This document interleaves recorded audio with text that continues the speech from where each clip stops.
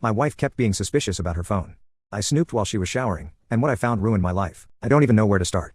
I came home from work early because I felt like vomiting all day after I found out this morning, and I couldn't be around people anymore. Last night, we're sitting on the couch and I'm playing a game and I see she's on Reddit, but typing sometimes and smiling. I'm all like, babe, what are you posting? And she shows me a random post that's not her but then goes to the bathroom saying she's having stomach issues after a couple min with her phone and stays there for a while. It's pretty clear she's typing and not wanting me to see, but I try not to think too much about it. We trust each other and I don't want to invade her privacy. She doesn't come back to the couch and says she's going to bed, very early for her, and I join her later and see she's still occasionally looking at her phone. But I'm exhausted and pass out. When I woke up today, I had the strangest feeling inside me. Like I know something is horribly wrong and it has to do with last night. I really shouldn't have done this when I had this presentation at work today, but I can't help it. When she's in the shower, I snoop on her phone. I don't have much time, but I look at her Reddit account. Turns out she has a couple throwaway accounts where she's all up sending intimate images with guys. I am almost throwing up typing this. It's so disgusting. I see shift stick pics, her melons, explicit fantasies, etc. etc. Like seriously, WTF. Is this real? I don't think she knows these people judging by the age of the messages. I never expected this from the mother of my kids in a million years. In some way, this feels worse than if she were sending intimate images with a friend or coworker. Like, how does she get off on people that she doesn't even know? Am I that shitty of a husband where she needs attention on this low level? Were I telling her she's beautiful and making love to her in person isn't enough and she needs it from strangers? It's not like we don't have an active lovemaking life. It's not like we're not kinky and engaging in things that give her pleasure. I keep thinking this is all a dream. I didn't have much time to snoop, but I took pics of some of the worst texts with my phone. I went into her texts and email but didn't see anything. I didn't have much time to look though because she was done with the shower. I was numb and didn't confront her. I basically just left for work and yelled I was late and that's it. Whereas we usually get our kids ready together, I say a proper goodbye. Now I've been sitting at home alone for the past hour not knowing what to do. I know the smart thing is to wait to snoop more before I confront her, but I don't think I have the patience for it. I also am not even sure what to do about this. Is this actually cheating for real? Is there any hope that this meant nothing to her and she can stop? Frick, I don't even know if I would have the strength to leave her if she can't. What are the chances that random intimate images are it and she hasn't ever met up with anyone in person? I'm so disgusted right now. Update, wow. The last 24 hours have been the hardest of my life. I gave a quick update in comments already but basically I waited a day so I could snoop more but I didn't find anything more than a couple of explicit text threads. Then, yesterday after the kids were in bed, I decided to confront them. I started by saying, are you doing anything inappropriate you'd like to tell me about? And maybe it was my body language or she realized something was wrong with me, but she immediately broke down and admitted to it. She had done it once before for a couple days a few months ago. It was a combination of stumbling into it / boredom and wanting validation. She has had issues with her body for a while and wanted some reassurance that she was still attractive, saying I have to say it so she couldn't believe me when I give her compliments. She claims that she was turned on by the attention but that she didn't actually get off and only was pretending to. She had no clue what these men actually looked like, besides their sticks obviously, so she said she couldn't actually get into it and didn't even want to take it that far. She compared it to if I had personal chats with someone on it except she wasn't even self-interacting. She cried, apologized a million times, and didn't try to blame me at all. She did try to minimize it though and wouldn't acknowledge the word cheating at first. I had planned to only engage for about 30 minutes so I set a silent alarm on my phone and then when it went off, I literally dropped it in the middle of the convo and left for the hotel. That was the hardest thing I'd ever done as she was begging me to not leave. I took some Benadryl but still took a while to fall asleep by myself after silencing my phone and putting it in a drawer so I wasn't tempted. I woke up several times but resisted the urge to check it. But first thing in the morning, I couldn't help it. Obviously she blew up my phone with texts, calls, etc. saying what you'd expect. She also sent me a long email where she admitted that it was cheating and that she deserved divorce and anything I chose, but she was willing to do anything to get another chance to gain my trust back. I actually went home at 7 because of my kids. She didn't actually threaten to, but in the state she was in, I was afraid she'd hurt herself and then they'd be there alone. We don't have any family close by. Of course I was afraid for her too, but mostly my heart was racing because of the kids. She hadn't slept all night and I told her to go sleep and I'd watch the kids but she took a shower only and drank coffee to help me. We've talked in little bursts throughout the day while they're watching TV. She's crying on / off.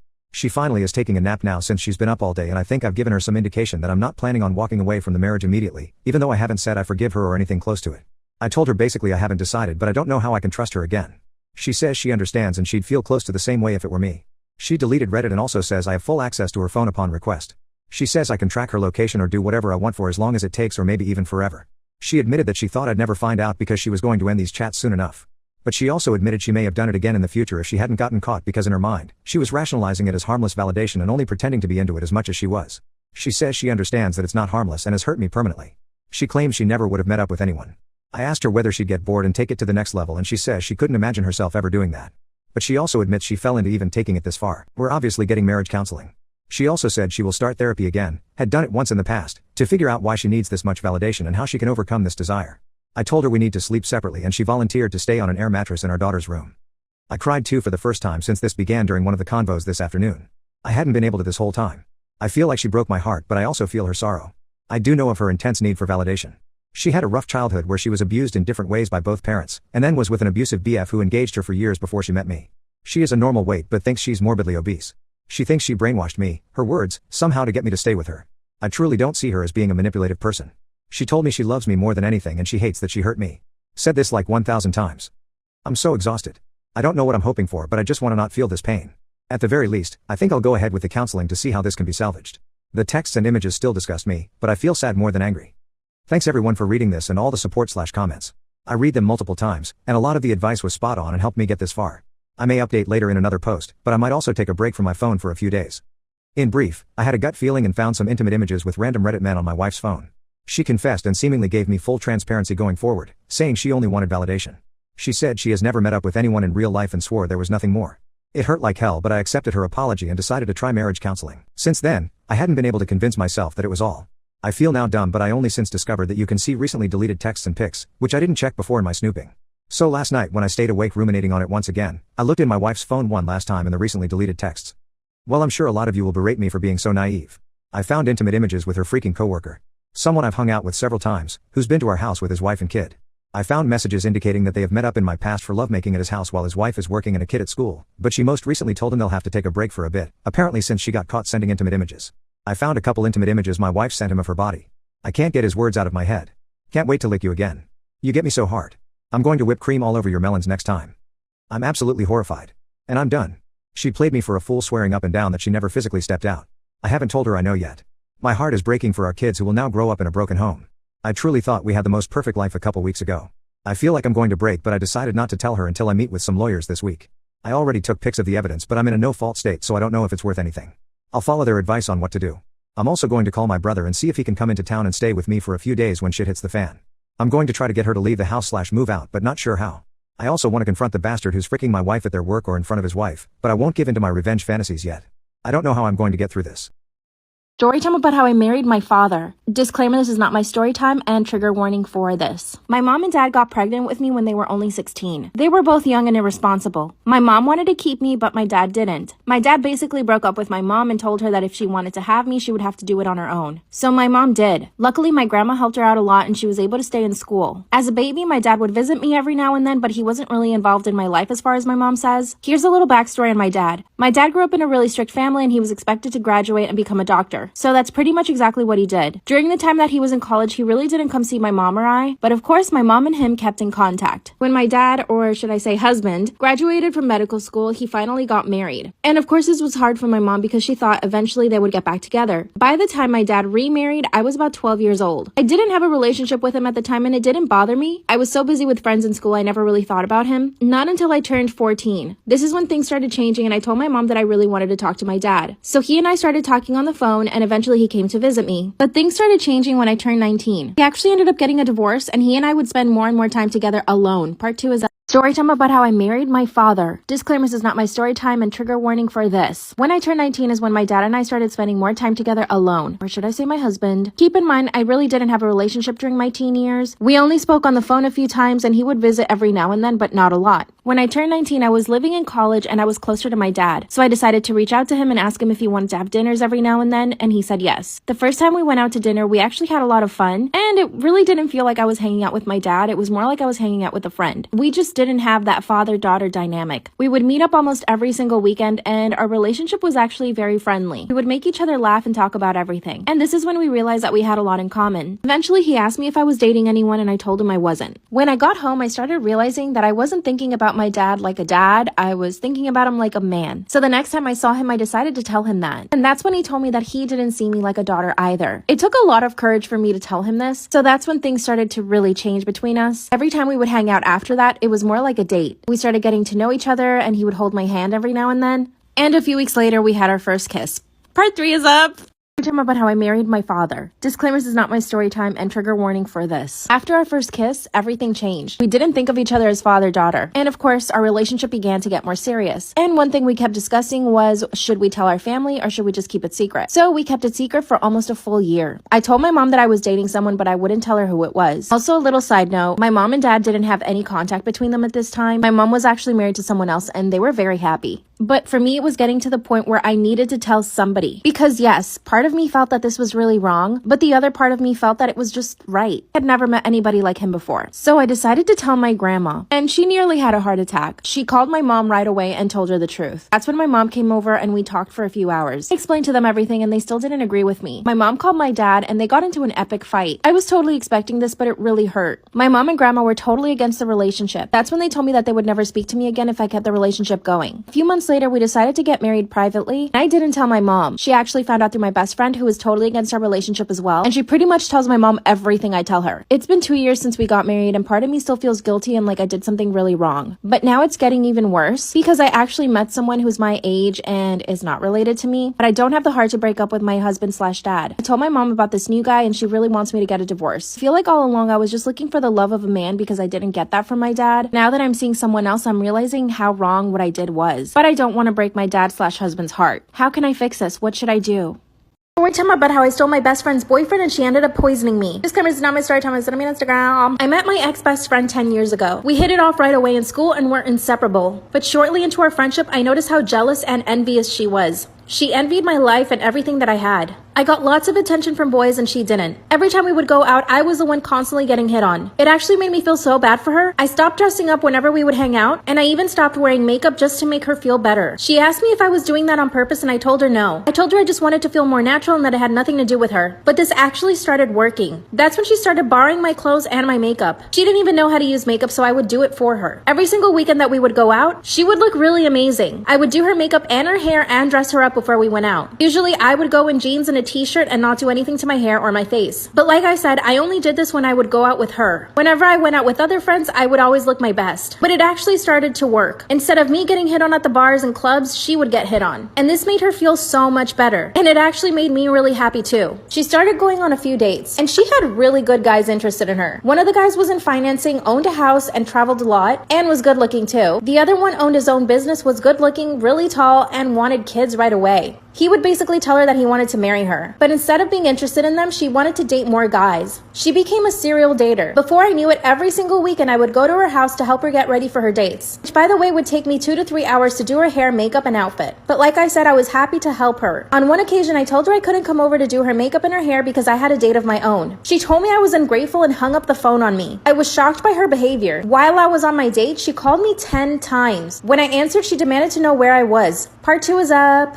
Part 2 of how I stole my best friend's boyfriend and she ended up poisoning me. Disclaimer, it's not my story time. I sent me on Instagram. After I see her 10 missed calls while I was on my date, I finally call her back. And when I answered, all she asked me was where I was. I told her I was on my date and that I couldn't talk. That's when she told me that she would just bring the makeup to where I was so that I could help her do her makeup for her date. I was so angry that I decided to defend myself. I told her she was being a brat and super ungrateful. Then I told her I was going to hang up on her and not talk to her for the next few days. I decided to turn off my phone for the rest of the night. Finally, a few days later, I decided to call her. That's when she gives me a half-ass apology telling me she shouldn't have done that and that she was acting like a brat. That's when I told her I didn't want to do her makeup and hair every single weekend. She said she would learn how to do her own makeup if I could just teach her. So of course, I agreed. After that, things got way better between us. She actually ended up becoming girlfriend with one of the guys, the one that was the business owner. She insisted that we do a double date. So I ended up having a date come with me to dinner with them. We were having fun up until my best friend started getting really drunk. This is when she just started acting out. She started telling the guys about how much I would get hit on and about all the dates I've been on, about how many sexy time partners I had. I mean, this is girl code. You do not talk about exes or guys that your girlfriend is dating to her boyfriend or date. I was so angry with her. Her boyfriend looked at me, apologized, and said that he would take her home. So my date and I decided to stay at the restaurant and finish our dinner. Then I get a message from my best friend's boyfriend apologizing on her behalf. He asked me if he could call me on the phone and we talked for an hour. Part 2 is up.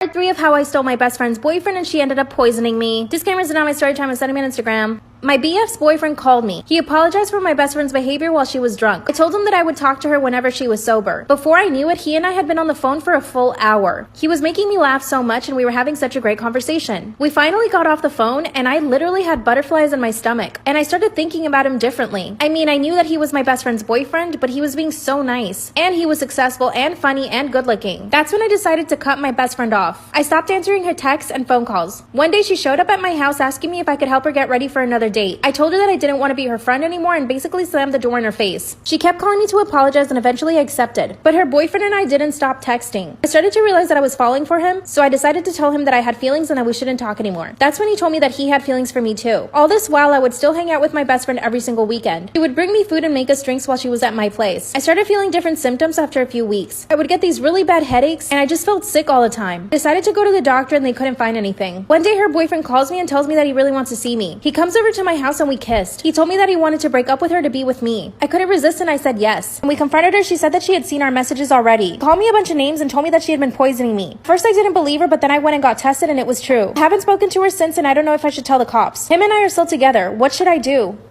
Story time about how my baby daddy ruined my pregnancy. So a little background information. I was 18 years old and I had just graduated high school. After my ex and I broke up, that's when I met my baby daddy, who we are going to call Mark. He had graduated high school the year before my freshman year in high school. So there was quite a bit of an age gap. I always had a little bit of a crush on him, but I never thought anything of it because he was literally a senior in high school while I was in middle school. So one day him and I hang out and I decided that I was not going to do the nasty with him because I did not want to get ghosted right away after. Been there, done that. But sadly, this is easier said than done.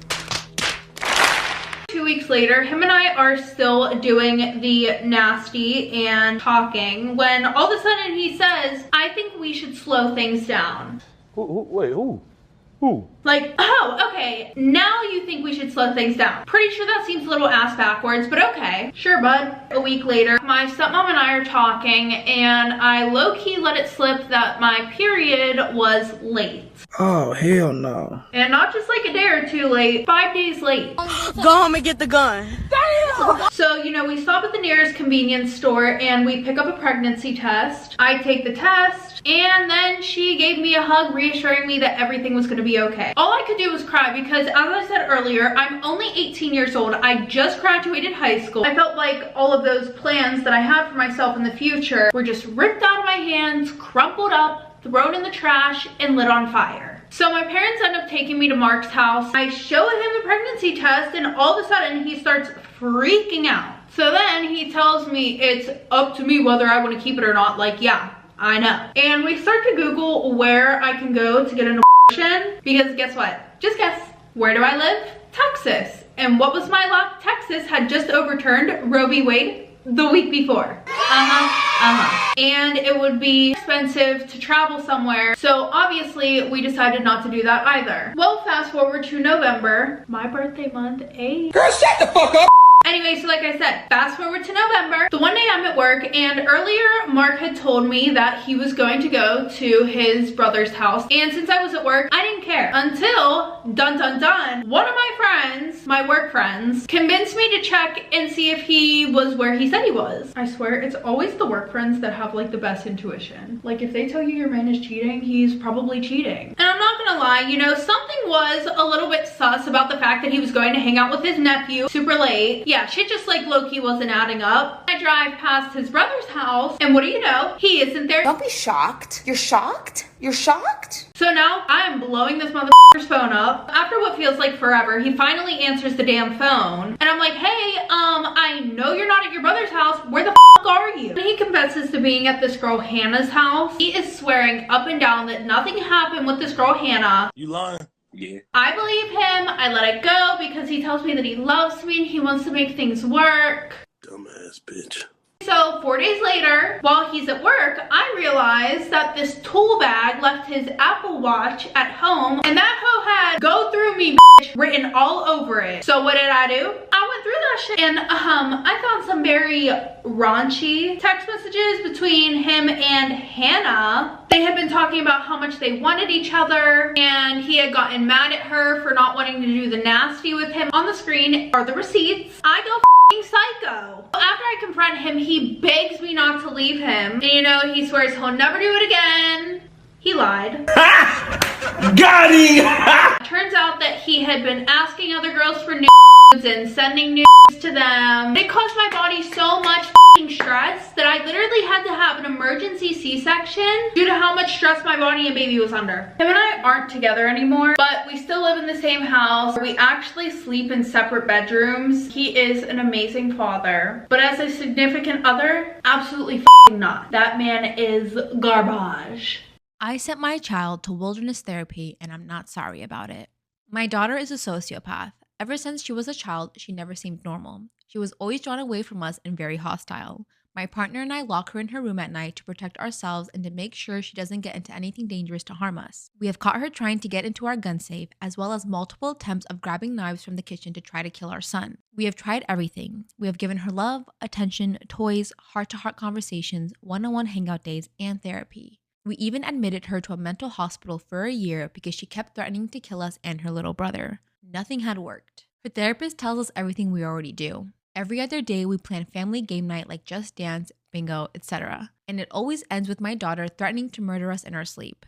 She was soon after in a mental facility for 2 years after that, and when she came home, she was somehow worse. It got to the point where I was afraid for my family's safety, especially our son. So I looked into wilderness therapy. Before anyone says it's bad, I know it's bad. I know how they treat the children there. At this point, I just want my daughter gone. This family has taken enough of her abuse, and I have tried to make sure it didn't get to this point. I even asked family members if they could take her in, and they all declined because they are afraid of her and don't want to handle her. So I admitted her in, and she leaves Monday. She is 16 and will stay there until she is 18, where she can check herself out and leave. Before anyone calls me a bad parent, understand that it's hard to have a child be a part of your life when they grab a knife from the kitchen in the middle of the night and try to unlock your door to kill you, or when they try to drown your other child. I understand this will be hard for her. I always will love my daughter and will miss seeing her, but she needs to know that this happened because of her actions and negligence. So she does have a small little update. Tomorrow was the day I was supposed to drop her off at the wilderness therapy.